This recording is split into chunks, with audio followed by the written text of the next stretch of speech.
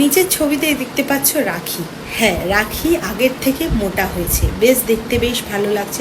আগে রাখি ভীষণ রোগা ছিল, যেখানে রাখিকে শুনতে হয়েছে তালপাতা সিপাই, খ্যাংড়া কাঠি, তারপর পাটকাঠি, রুগী, বিভিন্ন ধরনের কথা রাখিকে শুনতে হয়েছে। আচ্ছা, রোগা হওয়া আজকালকার দিনের কিন্তু মেয়েদের একটা নেশা বলতে পারো।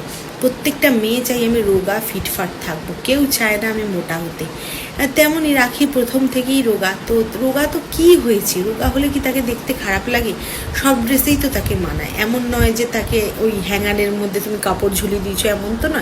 রাখি যথেষ্ট হাইট অনুযায়ী ঠিকই আছে, তবে হ্যাঁ রাখি এখন একটু মোটা হয়েছে, বেশ ভালো লাগছে। দেখো, মোটা মানুষ দু কারণে হয়, এক হচ্ছে কোনো অসুখ যদি ভিতরে বাসা বাঁধে সেই কারণে রোগা, দুই হচ্ছে সুখে।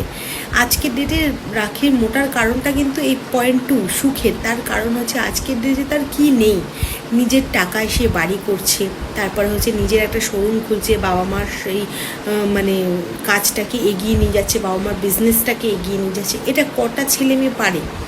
তাতেও মানে মানুষের এত সমস্যা, মানে মোটা হচ্ছে সেইখানেও মানুষের সমস্যা। কী কারণে মোটা হচ্ছে, কেন মোটা হচ্ছে, ওষুধ খেয়ে মোটা হচ্ছে, ভিটামিন খেয়ে মোটা হচ্ছে। আরে ভাই, ও মোটা হচ্ছে তো তোদের কি? তোরা তো খাওয়াচ্ছিস না, তোরা পড়াচ্ছিস না, তাহলে তোদের এত কোথায় প্রবলেম বলতে পারিস? আমি বুঝতে পারি না। মানে রাখিকে তো আমার বেশ ভালোই লাগে। তো আগামী দিনে আমি জানি রাখির 30শে আগস্ট ওর শোরুমের উদ্বোধন আছে, মানে আর কি সব হয়তো ক্রিয়েটাররাও আসবে, সেখানেও দেখবে প্রচুর ভিডিও, মানে বুঝতেই পারছো, আবার ফিড ভর্তি হয়ে যাবে। না, এটা আমি জাস্ট ইয়ার্কি মেরে বলছি।